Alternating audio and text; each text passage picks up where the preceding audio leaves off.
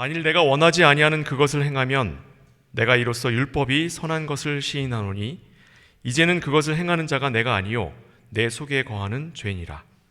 내 속 곧 내 육신에 속한 선한 것이 거하지 아니하는 줄을 아노니 원함은 내게 있으나 선을 행하는 것은 없노라. 내가 원하는 바 선은 행하지 아니하고 도리어 원하지 아니하는 바 악을 행하는도다. 만일 내가 원하지 아니하는 그것을 하면 이를 행하는 자는 내가 아니요 내 속에 거하는 죄니라. 아멘. 우리가 율법에 관한 이야기를 하면서 죄로 이야기가 넘어옵니다. 그래서 죄에 대한 그 죄가 무엇인가, 죄의 속성이 어떠한가, 이와 같은 것들을 이제 지난주에 잠깐 살폈는데, 오늘은 그 죄가 얼마나 심각한 것인가, 얼마나 크고 얼마나 권세가 있는가, 우리가 그 죄를 거스를 수 없는 것이 왜 그런 것인가를 살피도록 하겠습니다. 지난주에 제가 말씀드린 것처럼 이 이야기는 오늘 한 편의 설교로 완성된 것이 아니라 지금 이야기를 진행 중에 있습니다. 그래서 이 이야기는 7장 마지막 절과 8장으로 넘어가는 데에서 그 결론이 나는 거기 때문에 오늘 설교만 듣고 죄에 관한 얘기만 잔뜩 듣고 가서 일주일 동안 무겁고 힘드시면 안 되겠습니다. 죄라고 하는 것이 무엇인지를 알아야 그 죄 때문에 우리가 얼마나 심각한 상태에 빠져 있고, 그렇게 하면 할수록 우리가 얼마나 하나님의 은혜를 구할 수밖에 없는가라고 하는 것을 이야기하기 위하여 죄에 대하여 지금 몇 주간에 걸쳐 이야기하고 있는 것이니까, 이 설교 중에 시험에 빠져갖고 막 힘들어하시면 안 되겠습니다. 그 의도와는 전혀 다릅니다. 그럼 이제 오늘 말씀을 한번 들어가 보겠습니다. 오늘 말씀 앞부분 첫 문장이 이해하기가 쉽지 않습니다. 왜냐하면 우리가 지난주에 저 7장의 앞부분을 설교했기 때문에 지금 몇 절을 건너뛰었어요. 같은 내용들을 이야기하고 있기 때문에 건너뛰어서 오늘 죄에 관한 이야기를 집중적으로 하기 위해서 건너뛴 것 때문에 오늘 첫 번째 16절 나와 있는 말씀이 이해하기가 쉽지 않은데, 이 내용을 앞에 12절에 비추어서 이해하는 것으로 오늘 말씀을 시작해 보도록 하겠습니다. 만일 내가 원하지 아니하는 그것을 행하면 내가 이로써 율법이 선한 것을 인정하는 거다. 이게 뭔 말이에요? 이해하기가 쉽지 않죠? 그래서 12절에 관한 이야기로 한번 가볼게요. 이로 보건대 율법은 거룩하고 계명도 거룩하고 의로우며 선하다. 율법이 선하다라고 하는 것이 이미 지난주 설교에서 선포가 됐습니다. 율법이 악한 게 아니에요. 율법이 우리를 구원하지 못하겠다고 해서 그 율법이 악한 게 아닙니다. 그 율법에 비추어 우리의 죄가 낱낱이 드러나 우리가 얼마나 심각한 상태에 있는가를 깨닫게 하는 기능으로서 율법이 하기 때문에 그 율법은 그 자체로 선한 것을 인정하고 시작하는 거예요. 그러니 그 율법이 선하면 선할수록 그 율법이라고 하는 것이 우리에게 불편하다는 건 우리가 어떻다는 말이에요? 우리가 죄악 가운데 있다는 말입니다. 그러니까 율법이 힘들죠. 율법을 따르는 게 어렵죠. 그러니까 우리는 어떤 식으로 이것을 극복하려고 하냐면, 율법이라고 하는 게 불필요한 것이라고 해서 그걸 버리려고 하는 방식으로 우리를 지키려고 한단 말이에요. 이것이 바로 죄의 속성이라고요. 죄의 속성이라고. 그러면 이것을 들어가기에 앞서서 우리가 조금 먼저 이야기할 게 있습니다. 지금 우리가 이야기하는 율법과 죄라고 하는 건 세상에서 말하고 있는 헌법, 법률, 명령, 이런 걸 얘기하는 게 아니에요. 여기에서 율법은 하나님의 말씀을 의미하는 겁니다. 하나님의 말씀, 특별히 구약 성경 말씀을 얘기하는 거예요. 더 좁게 얘기하면 토라, 창세기, 출애굽기, 레위기, 민수기, 신명기, 율법서를 얘기하는 거예요. 좁게 얘기하면, 확대해서 얘기하면 구약 성경 전체. 그 이야기가 우리를 구원하지 못한다고 해서 그 구약의 말씀이 가치 없는 것이 아니라, 그 구약의 말씀에 따라 우리가 죄를 깨닫게 되고, 이 죄 때문에 내가 일어날 수 없다라고 하는 걸 깨닫게 되니 은혜를 구하게 되어 신약의 말씀인 예수 그리스도의 구원에 기댈 수밖에 없다. 그 은혜에 기댈 수밖에 없다라고 해서 우리를 예수 그리스도로 인도하는 이 등불의 역할을 하는 것이 바로 율법이다 라고 하는 것이 지난주의 말씀이었어요. 그러니 그 율법이 힘들고, 그 율법이 어렵고, 그 율법이 이해가 되지 않고, 그 율법의 내용들을 내가 도무지 따라갈 수 없다라고 하는 건 율법이 선하니 우리가 죄인이다라고 하는 거죠. 그래서 우리가 율법이 어렵고 힘들수록 율법의 선함은 분명해지고 우리가 죄인이라고 하는 것은 분명해진다, 이 말이에요. 그래서 17절로 진행이 됩니다. 이제는 그것을 행하는 자가 내가 아니요 내 속에 거하는 죄니라. 요 17절 말씀이 우리에게 있어서 굉장히 큰 오해를 가지고 옵니다. 어떤 오해를 가지고 오냐면 내 잘못이 아니야, 내 안에 있는 죄의 잘못이야 하고 자기를 캐릭터를 나눠요. 정신분열증을 만들어요. 내가 죄를 짓는 게 아니라 사탄이 나를 꼬셔서 내가 죄를 지은 거야. 마귀가 나로 하여금 죄를 짓게 해서 그런 거지 나는 원래는 그런 의도가 없었어. 그것을 지금 고발하고 있는 겁니다. 그걸. 그래서 17절에서는 이미 이제 우리가 그와 같은 마음을 가지고 있다라고 하는 걸 이미 이야기하는 거예요. 그래서 이제는 그것을 행하는 자가 내가 아니요 내 속에 거하는 죄다. 맞다. 그런데 그 죄가 뭐냐? 그 죄가 무엇냐라고 이야기하는 거예요. 네. 그것이 뭐냐면 이제 이 뒤로 가보면 뭐라고 되어 있냐면 20절 맨 끝에 가보세요. 20절 맨 끝에 내 속에 거하는 죄다. 내 속에 거하는 죄다 라고 했습니다. 내 속에, 마치 나라고 하는 집이 있고 나라고 하는 집 안에 거하고 있는 죄라고 하는 것으로 지금 설명하고 있어요. 그래서 마치 이것은 내가 아니고 나를 꼬시는 죄인 것처럼, 사탄인 것처럼 이야기했지만 이거를 지금 바울은 어떤 의도로 쓰고 있냐면 내 안에 거하는 죄다라고 했을 때 나라고 하는 것은 나의 육신이고요, 그 안에 거하는 죄다라고 했을 때 이건 나를 의미하는 거예요. 나. 내 속에 거하는 죄다라고 했을 때 이 죄가 사실은 나로부터 분리된 것이 아니라 죄가 나고 겉에 있는 나, 내 안에 할 때 그 나는 나를 감싸고 있는 나의 육신을 의미하는 거예요. 그래서 실제로 성경이 볼 때의 관점에서는 육신과 영혼이 하나이기에 내 안에 거하는 죄와 나는 하나인 거예요. 곧 죄란 나 자신이라고 하는 것을 지금 여기서 고발하고 있는 겁니다.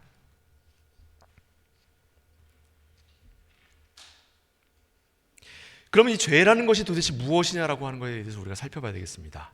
도대체 죄라는 것이 도대체 뭐길래 이렇게 끔찍한 것을 우리에게 가지고 오느냐라고 할 때에 우리 오늘 성경 본문을 통해서 세 가지를 우리가 확인할 수 있는데, 첫 번째는 지금 금방 말씀드린 것처럼 죄는 나 자신이다예요. 죄는 나 자신이다. 나와 죄는 분리될 수가 없다예요. 이 말씀은 성경의 가장 첫 번째 성경인 창세기 6장에 가면 이 말씀이 나옵니다. 창세기 6장 5절부터 7절까지 말씀입니다. 여호와께서 사람의 죄악이 세상의 관영함과 그 마음의 생각의 모든 계획이 항상 악할 뿐임을 보시고 땅 위에 사람 지으셨음을 한탄하사 마음에 근심하시고 가라사대 나의 창조한 사람을 내가 지면에서 쓸어버리되 사람으로부터 육축과 기는 것과 공중의 새까지 그리하리니 이는 내가 그것을 지었음을 한탄함이니라 하시니라. 사람이 나면서부터 그 생각하고 말하고 행동하는 모든 것이 악할 뿐이다. 철학자들은 뭐라고 얘기하냐면 하나님은 선이신데 그 선한 분이 창조하신 피조물이 선하지 않을 수가 없다는 거죠. 그런데 이 피조물인 인간이 악을 행했다라고 하는 것은 하나님이 창조하지 않은 무언가가 이 세상을 오염시킨 것이다 라고 이야기해서 죄에 대한 책임을 제3자에게로 돌리는 습관을 갖고 있어요. 그런데 이게 철학자들만 그렇게 생각하는 게 아니라 우리 인간이 그렇게 생각을 해요. 그러나 하나님은 그는 선하신 분이시기 때문에 하나님은 우리에게 하나님의 속성을 닮아 우리 또한 죄와 선과 악을 구별할 수 있는 자로 세우셨어요. 그런데 우리 안에 하나님이 부여하지 아니하신 우리 안에 탐심이라고 하는 것이 생기게 됩니다. 탐심. 그 탐심이 무엇이냐면 하나님과 같아지고 싶어 하는 거예요. 이미 하나님이 하나님과 같은 형상과 모양으로 우리를 창조하셨어요. 그러니까 이미 우리는 하나님과 같은 모양과 형상으로 창조가 되었는데 무엇이 없냐면 하나님과 같은 권세가 없는 거예요. 그래서 그 권세를 탐하는 거예요. 사탄의 역할은 거기에 부추기는 것밖에 역할을 하지 않은 거예요. 그걸 탐하는 마음은 사탄이 불어넣은 게 아니라 사탄이 부추겨서 우리 안에 있는 탐심을 불러일으킨 것일 뿐이에요. 왜요? 우리는 그런 자라서요. 그래서 신약 성경은 탐심이 곧 우상 숭배라고 이야기합니다. 골로새 3장 말씀이에요. 탐심이 곧 우상 숭배라고요. 그러니까 우상 숭배란 하나님의 자녀가 하나님과 같아지고 싶어 하는 거예요. 하나님의 자녀가 하나님의 말씀을 우습게 생각하는 거예요. 하나님의 자녀가 하나님을 섬기는 일을 가볍게 여기고 자신의 욕심을 따라 하나님을 이용하는 거예요. 내가 되고 싶어 하는 것, 내가 갖고 싶어 하는 것, 내가 먹고 싶은 것을 하나님의 은혜라고 하는 것을 빌어 하나님을 나의 자동 판매기로 만드는 거예요. 자동 판매기로. 동전을 넣었더니 그냥 떨어져 나왔어요. 그럼 동전을 잘 닦아야지. 깨끗하게 닦아서 넣어야죠. 그렇죠? 지폐를 넣는데 지폐를 그냥 뱉어내요. 그럼 지폐를 쫙 펴야지 열심히. 그죠? 언제부터 펴요? 새벽 일찍부터. 밤 늦게까지 밤새도록 열심히 펴서 넣으면 밴딩 머신이 내가 원하는 것을 뱉어내잖아요. 우리가 하나님을 밴딩 머신으로 여기지 않습니까? 이것이 바로 우리가 가지고 있는 죄의 속성이에요. 나면서부터 생각하고 말하고 행동하는 모든 것이 악할 뿐이에요. 왜요? 그것이 곧 자기에게로 향하니까. 이 죄의 속성의 두 번째 속성은 바로 이겁니다. 이것은 선천적인 거예요. 나면서부터 우리는 가지고 있다는 거죠. 우리 동양 철학에 성선설과 성악설이 있죠. 그래서 기독교는 성악설이다. 아니요, 전혀 다른 내용이에요. 전혀 다른 내용입니다. 인간은 본능적으로 나를 돌아보게 되어 있어요. 태어나자마자 아기를 한번 보세요. 태어나자마자 아기를. 그 태어나자마자 아기가 언제 울지요?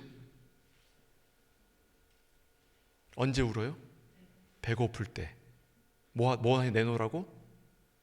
밥 내놓으라고. 언제 또 울어요? 똥오줌 쌌을 때. 기저귀 갈아내라고. 어머니 걱정하지 마세요. 제가 갈겠습니다. 어머니 제가 먹을 것은 제가 준비해 놓겠습니다. 어머니 걱정하지 마세요. 이런 아이가 세상에 없죠. 인간은 태어나면서부터 자신의 이익을 위하여 행동하는 자예요. 자신을 위해서. 언제부터? 태어나면서부터. 이것은 하나님이 인류가 죄를 짓고 난 다음에 주신 탄생의 고통, 생산의 고통이라고 하는 것을 주신 그때부터 이미 인간은 가지고 태어나는 거예요. 그것이 이 죄의 속성이라고 하는 겁니다. 그리고 마지막 세 번째는 만족할 줄 모르는 탐심입니다. 오늘 본문 18절 보세요. 내 속 곧 내 육신에 선한 것이 거하지 아니하는 줄을 아노니 원함은 내게 있으나 선을 행하는 것은 없노라. 죄는 내가 안다고 해서 피할 수 있는 게 아니에요. 내가 마음에 깨달았다고 해서 피할 수 있는 게 아니에요. 알고 깨달아도 내 습관이 죄를 면할 수 없다고요. 여기서 말하는 죄는 옆에 있는 사람 때려가지고 그 사람 거 뺏는 걸 죄라고 얘기하는 게 아니에요. 여기서 말하는 죄는 아까 말한 탐심이에요. 탐심. 누구에게 대하여 탐심을 갖는 거예요? 하나님에게 대하여 탐심을 갖는 거예요. 하나님 것을 내 것이라고 만들려고 하는 것. 그걸 죄라고 얘기하는 거예요. 그러니까 하나님의 말씀을 듣고 나를 돌아보아 하나님께로 가야 하는 것이 인간의 목적이에요. 인간이 이 땅을 살아가는 목적이 뭐냐면 하나님의 영광을 위한 거예요. 그럼 하나님의 영광을 어떻게 위하는 것이냐? 하나님이 하시는 말씀을 믿고 그 말씀을 따라 하나님께 나아가는 것이 인간의 목적이라고요. 하나님이 창조하신 목적이에요. 근데 인간은 그렇게 살 수 없어요. 인간은 내가 원하는 것을 채우기 위하여 그 말씀에 필요한 것들을 찾아내 나의 근거로 삼는 일에 능숙한 자들이에요. 내 가슴을 찌르고 내 양심을 불편하게 하고 내가 행동하고 생각하는 것을 거추장스럽게 만드는 말씀은 치워놓고 내가 한 행동에 대하여, 내가 말한 말에 대하여 근거가 될 수 있는 말들을 짜깁게 하는 데에 능한 자들이라고요. 하나님의 말씀을 듣고 순종하는 게 아니라 하나님을 내 무릎 앞에 무릎 꿇려놓는 일에 열심을 다하는 것이 우리가 신앙이라고 부르는 거예요. 그게 성경이 말하는 신앙과 우리가 부르는 열심이라고 하는 것 간에 충돌점이 여기 있어요. 그것이 하나님의 영광을 위한 것이냐 아니면 나의 만족을 채우기 위한 것인가요?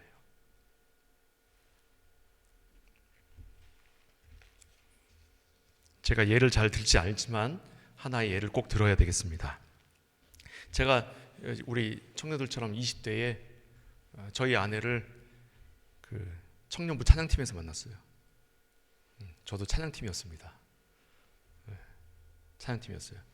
근데 찬양팀에서 찬양팀에 대하여 제가 그때 좀 불편한 마음이 생겨서 찬양팀을 이제 나오게 됐는데 그 이유가 뭐였냐면 찬양팀 리더가 찬양을 인도하다가 뭐라 그랬냐면 여러분 하나님이 기뻐하시는 게 느껴지십니까? 하나님이 지금 저 하늘에서 우리를 보고 활짝 웃고 계시는 걸 여러분 느껴지십니까? 이와 같은 기쁨이 우리가 안에 가득 차지 않습니까? 이 얘기를 하는데 갑자기 섬찟해지는 거예요. 왜 섬찟한지는 나중에 알았어요. 왜 섬찟한지는. 우리가 기분 좋다고 해서 하나님이 기분 좋은 게 아니에요. 우리가 기분 나쁘다고 해서 하나님이 기분 나쁜 게 아니라고. 우리의 기분 상태에 따라 하나님이 바뀌시는 분이 아니에요. 우리 하나님은 가장 중요한 속성이 뭐냐면 변함이 없으신 분이에요. 변함이 없으신 분. 이 변함이 없으시다라고 하는 이 하나님의 속성이 얼마나 중요하냐면 하나님을 제외한 세상의 모든 신들은 변화무쌍한 신이에요. 왜 그러냐지 아세요? 변화무쌍한 신이라서 그 신들을 섬기는 방법이 뭐냐면 그 신의 화를 누그러뜨리는 거예요. 신의 화를 누그러뜨리는 방식이 우상숭배예요. 예? 폭풍이 일어나요. 뱃사람들이 폭풍이 일어나면 그 폭풍의 신을 잠재우기 위해서 제물을 드리는 거예요. 가뭄이 오잖아요. 그 가뭄의 신을 잠재우기 위해서 제물을 드리는 거예요. 왜요? 신이 뭐 하니까? 화가 나 있으니까요. 그럼 잠재우면 그 화가 누그러져요. 변화무쌍한 신이에요. 우리 하나님은 우리가 행하는 행동에 대하여 화를 냈다가 기분 좋아했다가 하시는 하나님이 아니에요. 우리 하나님은 언제나 우리를 안고 기뻐하시는 분이에요. 그래서 그는 우리의 행동에 울고 웃고 하시는 분이 아니라 그는 나 자신을 기뻐하시는 분이에요. 그래서 우리에게 요구하시는 겁니다. 하나님을 즐거워하라고. 하나님의 말씀을 즐거워하라고요. 왜요? 하나님은 우리를 즐거워하시기 때문에 그래요. 내가 하나님의 자녀이기 때문에, 내가 김종욱이기 때문에, 내가 하나님의 자녀로 부름받아 예배드리는 자로 서 있기 때문에, 내가 하나님의 말씀을 신뢰하는 자로 서 있기 때문에, 내가 진짜 신뢰해서가 아니라 하나님이 나를 신뢰하는 자의 자리에 세우셨기 때문이에요. 그것이 바로 성경이 우리에게 말씀하시는 바입니다. 그래서 죄라고 하는 것은 언제나 이 변화무쌍한 신이라고 하나님을 만들어 나의 욕심을 채우는 데에 혈안이 되어 있어요. 이것은 만족을 모르는 겁니다. 오늘 하나님으로부터 은혜를 입으면 내일 새로운 것을 하나님께 요구하는 거예요. 내일 그것이 채워지면 그 다음날 또 새로운 것을 요구하는 거예요. 그 세상의 어느 누구라도 나의 상황을 부러워하는데 나는 만족할 수가 없어요. 왜요? 나보다 더한 걸 가진 자가 있거든요. 나보다 더한 걸 가진 자가 있어요. 그래서 아담이 얘기합니다. 하나님이 내게 주신 저 여자가 나를 죄짓게 했습니다. 예? 핑계하는 거예요. 왜요? 자신의 만족을 위해서.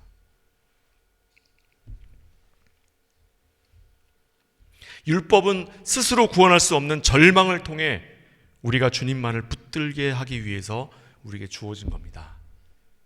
하나님의 말씀은, 구약 말씀은 우리가 죄인이라고 하는 것을 증명하는 거예요. 그래서 구약 말씀은 불편할 수밖에 없습니다. 구약에 나와 있는 이스라엘의 실패는 곧 우리의 실패를 의미하기 때문에, 구약 백성들의 어리석음은 곧 우리의 어리석음을 증명하고 있기 때문에 우리는 구약 성경을 읽을 때 불편할 수밖에 없어요. 그리고 그 불편함이 우리로 하여금 주의 은혜로 인도해 가는 거예요. 그래서 지난주에 말씀드린 것처럼 7장 마지막 절에 오호라 나는 곤고한 자로다. 누가 이 사망의 몸에서 나를 건져내려라고 하는 이 고백의 말씀에 우리 모두가 도달해야 합니다. 그래야 이로써 하나님의 은혜에 감사할 줄 알게 되고 그 하나님의 구원하심에 대하여 우리가 감사할 줄 알고 그리고 그 하나님의 은혜가 무엇인지를 깨달아 우리가 어디에 와 있는지를 알게 되는 거예요. 우리가 죄를 속죄함 받은 자가 아니라 죄를 없는 자인 것처럼 죄가 우리에게 없는 자인 것처럼 하나님이 우리의 죄를 못 본 척 해주시는 거예요. 못 본 척 해주시는 거. 우리의 죄가 없어져 버린 게 아니라 죄는 여전히 남아있으나 그 죄에 대하여 하나님이 그 죄의 책임을 묻지 않으시는 거예요.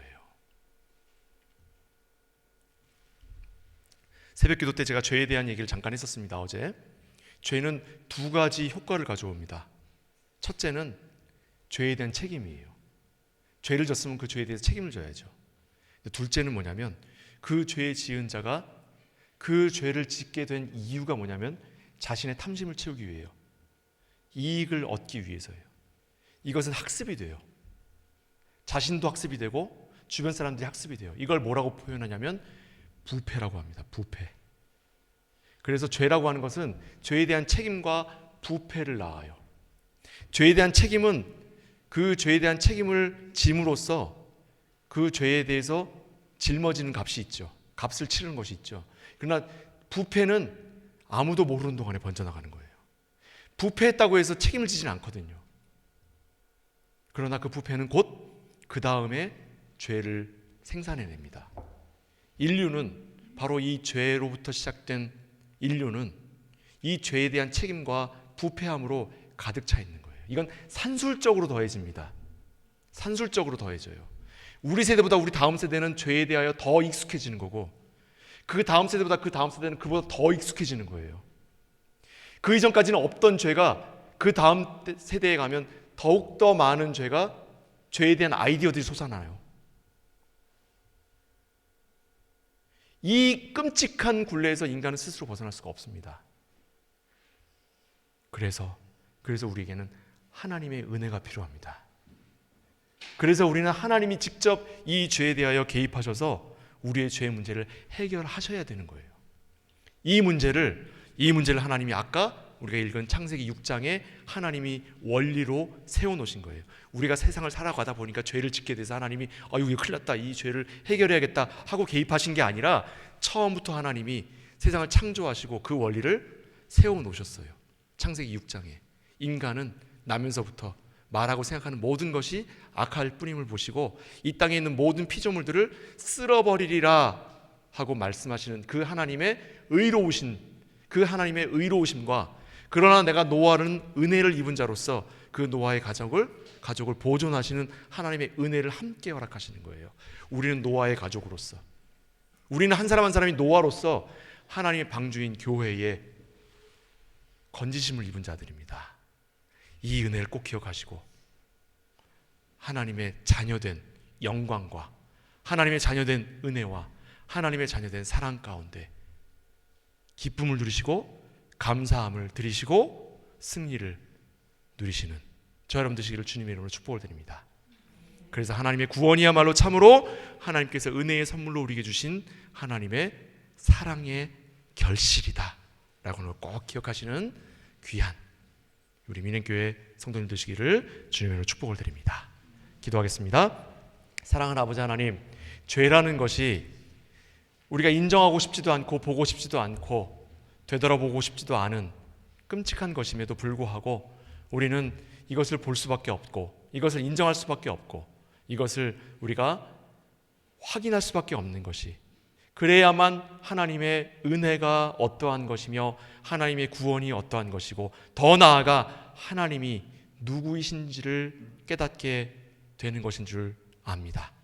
이제 우리로 참으로 하나님의 말씀을 따라 하나님이 어떠한 분이신지를 깨달아 알아가게 하시고 그리스도를 아는 지식 가운데 우리가 참으로 믿음의 의를 누리도록 허락하여 주옵소서. 예수 그리스도 이름으로 축복하며 기도합나이다. 아멘.